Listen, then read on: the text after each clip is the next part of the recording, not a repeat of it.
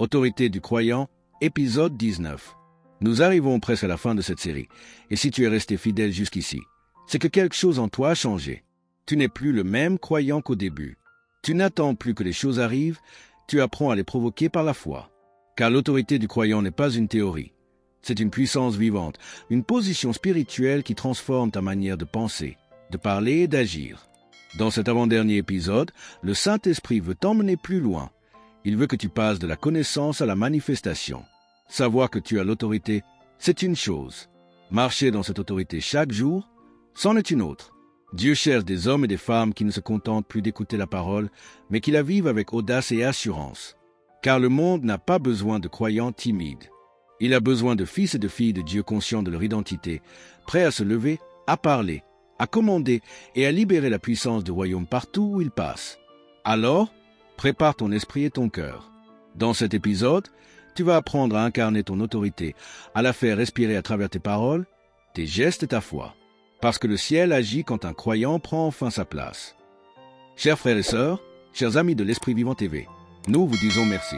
Chaque enseignement, chaque vidéo, chaque témoignage diffusé sur cette chaîne est rendu possible par vos dons, vos super remerciements et vos souscriptions. Si le Seigneur met dans votre cœur de soutenir cette œuvre, vous pouvez le faire directement ici sur YouTube, à travers les super thanks, les super chats ou les dons via les moyens mis à disposition. Chaque geste compte. Merci à tous ceux qui participent déjà à cette vision. Que Dieu vous bénisse abondamment. Ensemble, faisons grandir l'Esprit Vivant TV, avec gratitude et amour en Christ. Continuons. 1. Croire que l'on reçoit lorsque l'on prie. Bienvenue sur Esprit Vivant, une chaîne dédiée à la vérité, et l'Évangile. Aujourd'hui, j'approche de la fin d'une série que j'enseigne depuis 4 semaines concernant l'autorité du croyant. J'ai écrit ce livre il y a plusieurs années. C'est l'un des fondements que le Seigneur m'a enseigné et je vous assure que ses applications s'étendent à la prière, à votre guérison, à votre prospérité, bref, à tout. Vous devez comprendre que Dieu vous a donné le pouvoir et l'autorité d'utiliser ce pouvoir. Nous nous efforçons simplement de diffuser la vérité, car je sais ce qu'elle a fait pour moi. Mon Dieu, j'ai vu mon fils ressusciter des morts et j'en loue Dieu.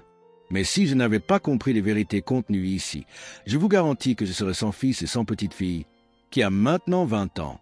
Je ne les aurais pas eus si je n'avais pas connu ces vérités. J'ai vu ma femme ressusciter des morts. J'ai vu des miracles physiques, Dieu aveugle s'ouvrir, d'oreilles sourdes s'ouvrir. J'ai vu Dieu pourvoir à nos besoins. J'ai vu. Il y a tellement de choses, je pourrais continuer encore et encore. Toute ma vie est basée sur ces principes que je vous expose et je vous encourage vivement à vous emparer de cet enseignement. Je sais que tout le monde ne regarde pas chaque jour et donc vous recevez cet enseignement fragmenté en petits segments de 30 minutes et vous n'écoutez même pas chaque jour. Et même si vous écoutiez chaque jour, le fait de l'étaler sur 4 semaines au lieu de le condenser en une seule fois, où vous pourriez simplement passer 2 ou 3 heures, 4 heures à écouter, l'effet de saturation serait bien plus grand si vous vous procuriez le produit et l'écoutiez dans son intégralité. Quoi qu'il en soit, nous mettons ces produits à votre disposition. Je vous encourage à en profiter. Cette semaine, j'ai utilisé Jésus comme exemple de la façon dont il a démontré son autorité lorsqu'il a parlé au figuier. Il ne l'a pas touché. Il n'a rien fait de physique.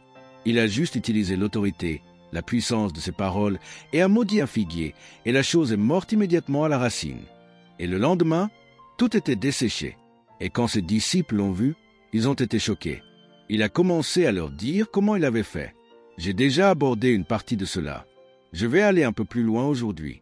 Mais permettez-moi de revenir à Marc, chapitre 11, et au verset 22. Jésus a répondu et leur a dit, « Ayez foi en Dieu. Car en vérité, je vous le dis, quiconque dira à cette montagne, cela implique que vous comprenez que Dieu a fait sa part et qu'il vous a donné l'autorité. Maintenant, vous l'utilisez et au lieu de parler à Dieu de votre montagne, de votre problème, vous parlez directement à la montagne. Vous dites à cette montagne, « Ôte-toi de là et jette-toi dans la mer, et ne doutera pas dans son cœur, mais croira que ce qu'il dit arrivera. Il l'aura. Mon Dieu, c'est puissant. » J'ai déjà abordé cela 2 ou 3 jours cette semaine. Et puis au verset 24, il dit, « C'est pourquoi. » Le mot « c'est pourquoi » signifie que vous devez regarder et voir à quoi il sert. Cela signifie que ceci est lié à la déclaration précédente. C'est pourquoi je vous dis, tout ce que vous demanderez en priant, croyez que vous l'avez reçu, et vous le verrez s'accomplir. Encore une fois, il y a tellement de choses dans ce verset, je pourrais passer des jours à en parler à la télévision. Mais vous devez croire que vous recevez quand vous priez. Non pas quand vous le voyez, mais quand vous priez, et alors vous l'aurez. Cela implique qu'il y aura une manifestation future. Vous savez, récemment à la télévision, j'ai abordé cela lorsque j'enseignais sur Daniel et que je parlais de la façon dont Daniel a fait une prière au chapitre 10, et il a prié pendant 21 jours, a jeûné et prié pendant 21 jours, mais il n'a vu la réponse à sa prière que 21 jours après avoir commencé à prier et à demander à Dieu une révélation. Et pourtant, lorsque le messager est apparu, le messager a dit, « Dès le premier jour, Dieu a exaucé la prière, mais il y avait un obstacle démoniaque. » Et voyez, c'est ce que cela signifie, que vous devez croire que vous recevez. Dieu est un esprit, et Dieu agit dans le royaume spirituel. Il commande à sa puissance, à ses anges, à sa réponse de venir. Mais cela passe par le royaume spirituel, et cela peut prendre un certain temps. Cela n'a pas besoin d'être une longue période de temps. Cela pourrait être une minute ou 2. Mais il y a une période de temps entre le moment où vous dites « Amen » et la manifestation, et Satan peut faire obstacle. Et si vous comprenez que vous, en tant que croyant, avez de l'autorité, et si vous croyez que vous recevez quand vous priez, alors si vous ne l'avez pas encore vu, c'est parce que Satan retarde d'une manière ou d'une autre cette chose ou peut-être que d'autres personnes y sont impliquées. J'ai passé pas mal de temps à essayer de faire comprendre que Dieu ne passera pas outre la volonté d'une personne. Il agira à travers elle et parfois elle peut retarder les choses de Dieu. Mais si vous comprenez que vous recevez, Dieu a donné la réponse au moment où vous avez prié, et alors il y aura une manifestation future. Alors vous pouvez prendre votre autorité et vous pouvez commencer à prier pour tout ce qui bloque. Et vous pouvez commencer à raccourcir cette période de temps entre le moment où vous dites Amen et la manifestation. C'est vraiment important. Chers frères et sœurs, chers amis de l'Esprit Vivant TV, nous vous disons merci. Chaque enseignement, chaque vidéo, chaque témoignage diffusé sur cette chaîne est rendu possible par vos dons, vos super remerciements et vos souscriptions. Si le Seigneur met dans votre cœur de soutenir cette œuvre, vous pouvez le faire directement ici sur YouTube, à travers les super thanks, les super chats, ou les dons via les moyens mis à disposition. Chaque geste compte. Merci à tous ceux qui participent déjà à cette vision. Que Dieu vous bénisse abondamment. Ensemble, faisons grandir l'Esprit Vivant TV, avec gratitude et amour en Christ. Continuons. Si cet enseignement t'a parlé et que tu veux absolument découvrir la suite, écris-le dans les commentaires « Je veux la suite ». Cela me montrera que tu fais partie de ceux qui ont soif de marcher dans l'autorité en Christ et je prendrai plaisir à partager avec toi le prochain épisode. 2. Évitez les pièges de Satan. Et laissez-moi passer au verset suivant, au verset 25. Il est dit, « Et lorsque vous êtes debout, priant, pardonnez, si vous avez quelque chose contre quelqu'un, afin que votre Père aussi, qui est dans les cieux, vous pardonne vos offenses. Car si vous ne pardonnez pas, votre Père aussi, qui est dans les cieux, ne vous pardonnera pas vos offenses. » Saviez-vous que la plupart du temps, lorsque les gens enseignent sur Marc, chapitre 11, concernant le fait que vous pouvez avoir ce que vous dites, parler à la montagne, croire que vous recevez quand vous priez, et alors vous l'aurez. Il n'aborde pas les versets 25 et 26 concernant le pardon, mais c'en est une partie. Vous ne devez pas vous abandonner à Satan. Vous avez autorité et pouvoir, mais vous pouvez annuler ce pouvoir si vous vous abandonnez à Satan par le manque de pardon. Il existe de multiples façons de le faire, mais vos prières peuvent être entravées. Laissez-moi tourner la page et vous lire un autre passage de 1 Pierre, chapitre 3, qui parle aux femmes de la façon dont elles peuvent gagner leur mari. S'ils n'écoutent pas la parole, ils peuvent être gagnés sans parole en observant la conduite chaste de la femme. Et puis il est dit au verset 7, « De même, vous, mari, vivez avec elle avec intelligence, en tenant compte de la femme comme d'un vase plus faible, et comme étant héritier avec elle de la grâce de la vie, afin que vos prières ne soient pas entravées. » Ceci parle de vous qui recevez des choses en utilisant votre autorité. Et votre autorité, vos prières peuvent être entravées si vous êtes en conflit, si vous ne donnez pas la bienveillance, l'honneur qui revient à votre femme. Il est dit dans Jacques, chapitre 3, verset 16, « Car là où il y a de l'envie et des querelles, il y a du désordre et toutes sortes de mauvaises actions. Saviez-vous que vous pourriez être assis là et dire au nom de Jésus, « Je prends mon autorité. Je commande à la maladie de partir, à la pauvreté de partir. Peu importe ce que c'est, cette montagne à laquelle vous parlez, et vous pourriez essayer d'utiliser votre autorité. Mais si vous êtes en conflit, il est dit, là où il y a de l'envie et des querelles, il y a du désordre et toutes sortes de mauvaises actions. » Il n'a pas dit quelques mauvaises actions. Il a dit toutes sortes de mauvaises actions. Vous ouvrez une porte à tout ce que le diable veut faire dans votre vie lorsque vous êtes en conflit. Maintenant, encore une fois, ce n'est pas Dieu qui dit « Je ne te bénirai pas tant que tu n'auras pas tout réglé. » Parce que ce ne serait pas la grâce. Dieu ne nous donne pas ce que nous méritons. Dieu ne se retiendra pas. Il agit avec vous en fonction de qui vous êtes en Christ et si vous l'approchez en fonction de ce que Jésus a fait pour vous. Donc Dieu ne nous donne pas ce que nous méritons. Mais je vous garantis que le diable en profitera si vous lui en donnez l'occasion dans votre vie.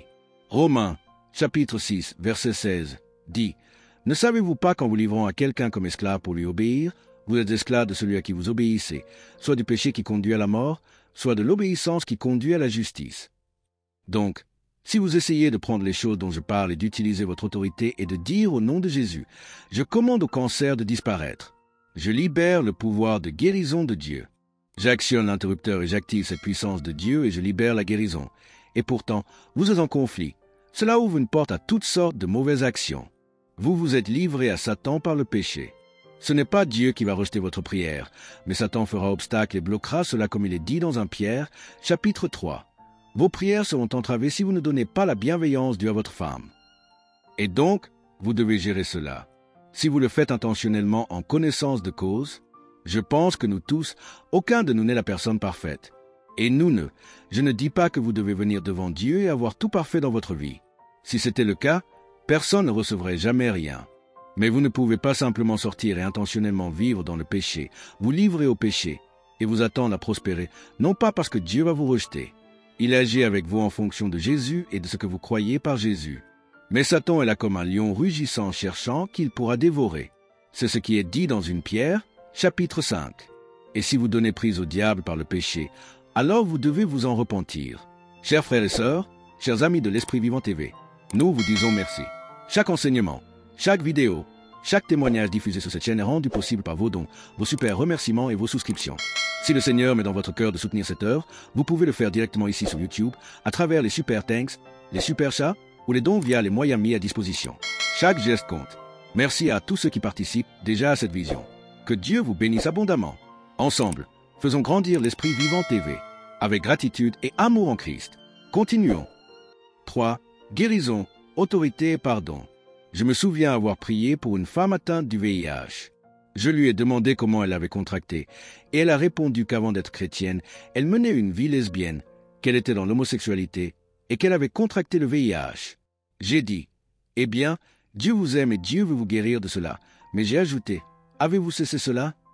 J'ai demandé, « Menez-vous toujours ce genre de vie ?» Elle a répondu que non, elle avait arrêté.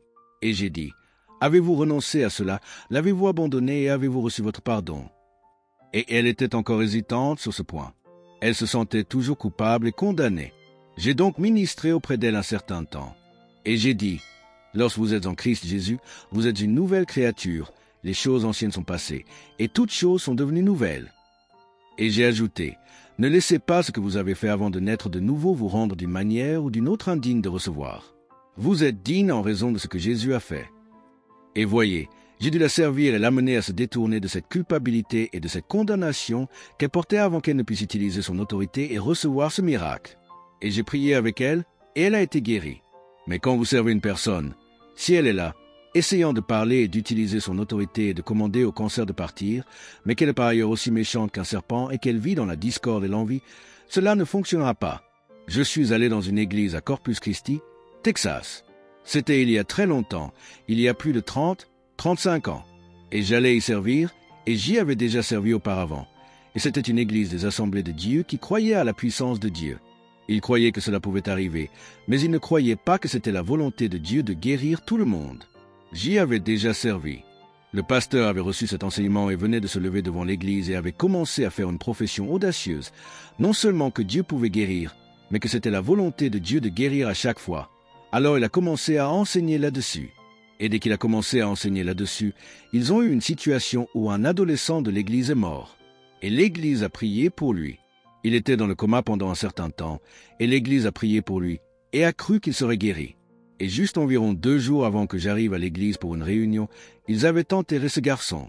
Et l'église était juste dévastée, et ils venaient tout juste de croire que c'était la volonté de Dieu de guérir à chaque fois, et ne pouvaient tout simplement pas comprendre pourquoi ils n'avaient pas vu ce garçon guéri.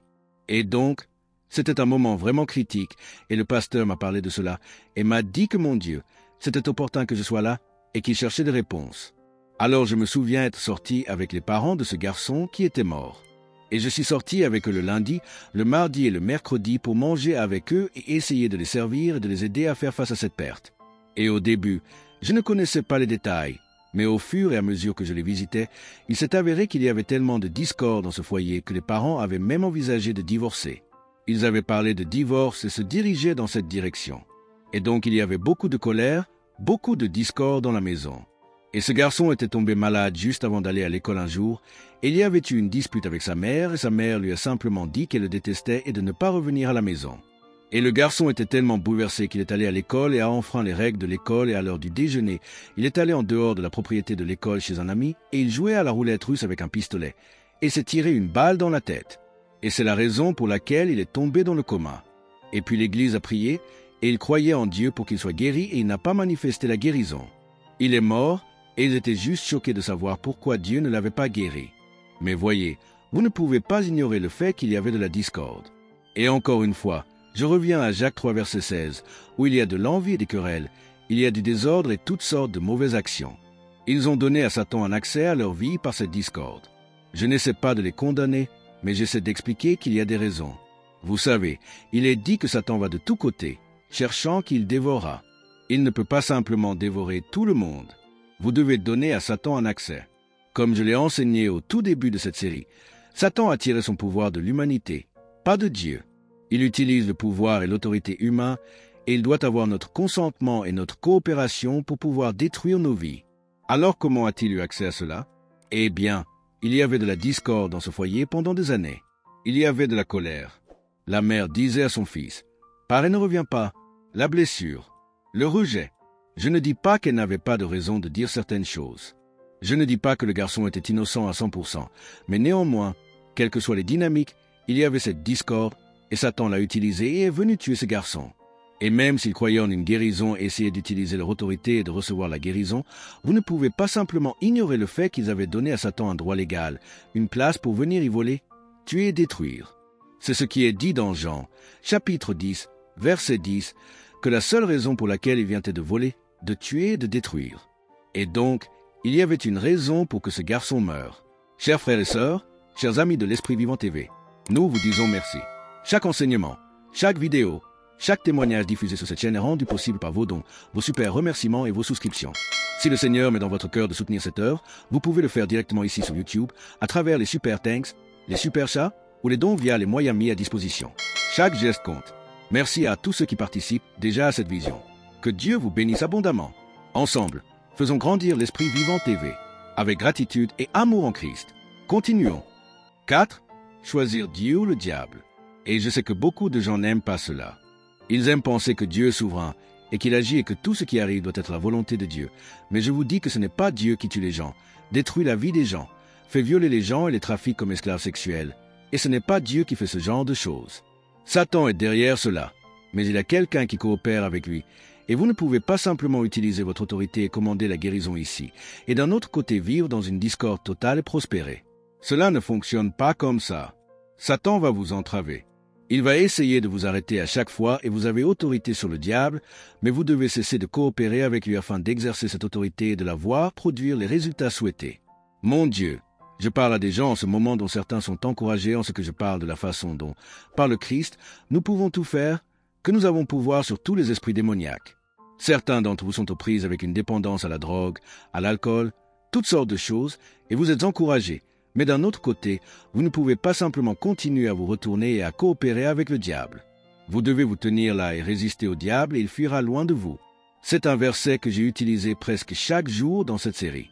Jacques 4, verset 7. Résistez au diable et il fuira loin de vous. Et le mot résister signifie combattre activement. Ce n'est pas un mot passif. Ce n'est pas parce que vous ne désirez pas être lié par la drogue ou l'alcool ou la perversion sexuelle ou quelque chose. Vous ne le désirez pas et donc vous dites « Oh s'il vous plaît, laissez-moi tranquille ». Ce n'est pas nécessairement résister. Cela signifie combattre activement. Vous savez, j'ai entendu une histoire sur Smith Wigglesworth, qui était un grand homme de Dieu décédé vers les années 1940 ou 1950. Et il a vu des miracles se produire. Mais de toute façon, il a vu beaucoup de grandes choses se produire et il a fait le même constat en parlant de résister au diable, ce qui signifie combattre activement. Et il vivait en Angleterre et il donnait l'exemple d'une femme qui attendait de prendre un bus et elle avait son petit caniche avec elle. Et donc elle a dit à son caniche, vous savez, elle a dit, rentrez à la maison, le bus va bientôt arriver. Et donc elle parlait très doucement à son caniche et ce caniche est resté là et a remué la queue. Et finalement, elle a dit, maintenant le bus arrive, rentrez à la maison. Le bus arrive au coin de la rue, rentrez à la maison, et elle a continué à encourager ce chien à partir, et ce chien est resté là et a remué la queue. Finalement, le bus s'est arrêté juste devant. Elle allait devoir monter dans le bus. Et donc elle s'est simplement tournée vers ce petit caniche et elle a fait « Rentre à la maison !» Comme ça, elle lui a crié dessus « Pchoum, ce caniche, il est parti en courant vers la maison. » Et Smith était là, et il a dit à cette femme « C'est comme ça qu'il faut faire avec le diable. » Il y en a certains d'entre vous qui disent « Ô cher diable, s'il te plaît, ne me dérange pas. » Vous suppliez Dieu et demandez au diable de vous laisser tranquille. Mais ce n'est pas résister au diable. Vous devez vous mettre en colère contre le diable. Vous devez vous fâcher contre le diable. Vous devez libérer votre pouvoir et dire que vous ne coopérez plus avec lui. Si d'un côté vous essayez d'utiliser votre autorité pour réprimander le diable et pour arrêter ce qu'il essaie de faire dans votre vie par la maladie, la pauvreté, la dépression, la solitude, peu importe. Et d'un autre côté, vous l'embrassez et le réaccueillez, cela ne fonctionne pas comme ça. Vous ne pouvez pas servir deux maîtres. Vous ne pouvez pas être tiré dans deux directions en même temps. Vous devez soit vous engager envers Dieu et utiliser votre autorité et fermer la porte au diable, soit si vous allez servir le diable, alors vous ne verrez pas l'autorité et la puissance de Dieu couler à travers vous. Et je sais qu'il y a des gens qui luttent avec cela. Mais je pense que c'est très clair dans les Écritures. Lorsque vous êtes soumis à Dieu et que vous cherchez Dieu, vous voyez le pouvoir et l'autorité que Dieu vous a donné en tant que croyant opérer. Mais lorsque vous vous contentez de le dire et de prononcer les paroles, mais que votre vie est soumise au diable, alors cela ne fonctionnera pas. Là où il y a de l'envie et des querelles, il y a du désordre et toutes sortes de mauvaises actions. Vous ouvrez une porte à tout ce que le diable veut faire dans votre vie. Vous savez, c'est l'une des écritures les plus fortes de toute la Bible. Il est dit toutes sortes de mauvaises actions. Cette famille dont je vous parlais, il y avait de la discorde dans leur foyer. Ils ne savaient pas que cela allait amener un fils à se tirer une balle dans la tête et à mourir. Ils n'avaient aucune idée que c'était un lien, mais c'était la porte d'entrée que Satan a utilisée. Vous priez peut-être pour vos finances ici et vous ne comprenez pas. Vous donnez la dîme. Vous donnez. Vous croyez en Dieu pour un retour. Mais mon Dieu, si vous vivez dans la discorde, cela ouvre une porte à toutes sortes de mauvaises actions. Cela permet au diable de venir et de vous voler votre prospérité financière. Et comme ce verset que j'utilisais dans Marc, chapitre 11, juste après qu'il ait parlé de croire que ce que vous dites à cette montagne se réalise. Vous croyez que vous recevez lorsque vous priez, puis immédiatement il dit « Et si vous avez quelque chose dans votre cœur contre quelqu'un, pardonnez-lui. » En d'autres termes, vous vous retournez contre le diable, vous fermez cette porte au diable. Si vous vous êtes ouvert et que, d'une manière ou d'une autre, vous vous êtes soumis à Satan dans un domaine, arrêtez de le faire. Si vous voulez voir votre autorité, si vous voulez voir ce que Jésus a fait, ou vous pouvez parler à un figuier qu'il meurt immédiatement, si vous voulez avoir ce genre de pouvoir miraculeux dans votre vie, alors vous devez cesser de coopérer avec le diable. Amen. Je ne dis pas que vous gagnez la faveur de Dieu par vos actions. Dieu vous aime en ce que, alors que vous étiez encore pécheurs, Christ est mort pour vous. C'est ce qui est dit dans Romains, chapitre 5, verset 8. L'amour de Dieu pour vous est inconditionnel. Il vous aime parce qu'il est amour et non parce que vous êtes aimable. Donc je crois cela à 100%. Mais cela signifie-t-il que vos actions ne sont pas importantes alors, que vous pouvez simplement vivre dans le péché? Vous pouvez mentir et voler, commettre l'adultère, faire tout ce que vous voulez et Dieu est tout à fait d'accord avec cela? Dieu ne vous rejettera pas parce qu'il vous aime en fonction de votre acceptation ou de votre rejet de Jésus. Mais Satan profitera de toute opportunité que vous lui donnerez. Alors si vous essayez d'opérer dans l'autorité du croyant, oui, Dieu vous soutiendra et sera pour vous, mais vous ne pouvez pas avoir d'un côté Dieu ici et le diable, et essayer, vous savez, de jouer sur les deux tableaux en même temps. Vous devrez vous retourner contre le diable, vous devrez rejeter cette place que vous lui avez donnée afin de voir la puissance de Dieu se manifester. Chers frères et sœurs, chers amis de l'Esprit Vivant TV, nous vous disons merci. Chaque enseignement, chaque vidéo, chaque témoignage diffusé sur cette chaîne est rendu possible par vos dons, vos super remerciements et vos souscriptions. Si le Seigneur met dans votre cœur de soutenir cette œuvre, vous pouvez le faire directement ici sur YouTube, à travers les super thanks, les super chats ou les dons via les moyens mis à disposition. Chaque geste compte. Merci à tous ceux qui participent déjà à cette vision. Que Dieu vous bénisse abondamment. Ensemble, faisons grandir l'Esprit Vivant TV, avec gratitude et amour en Christ. Continuons. Bien-aimé, tu as été créé pour régner, non pour subir. En Christ, tu n'es pas une victime des circonstances. Tu es un ambassadeur du royaume de Dieu, revêtu d'une autorité spirituelle que rien ne peut ébranler. L'autorité du croyant n'est pas une simple idée religieuse, c'est une réalité puissante qui change la manière dont tu pries, dont tu parles et dont tu affrontes les défis de la vie. Souviens-toi, Tant que tu ignores ton autorité, l'ennemi la dominera à ta place. Mais dès l'instant où tu la connais et que tu l'exerces, tout l'enfer tremble, car tu deviens conscient de ta position en Christ. Alors marche dans cette vérité. Ne laisse plus le doute ni la peur te retenir. Parle avec foi, agis avec assurance et vis comme un fils, non comme un esclave. Tu as reçu le pouvoir de lier, de délier, de déclarer et de manifester la victoire de Dieu sur la terre. Si cette série t'a béni, je t'encourage à revoir les épisodes précédents et à ne pas manquer les prochains enseignements. Chaque épisode t'amènera plus loin dans la compréhension et la manifestation de ton autorité en Christ. Abonne-toi à la chaîne, active la cloche de notification et partage ce message autour de toi pour que d'autres découvrent eux aussi la puissance de leur position en Christ. Reste connecté, car la révélation continue et la victoire est déjà tienne.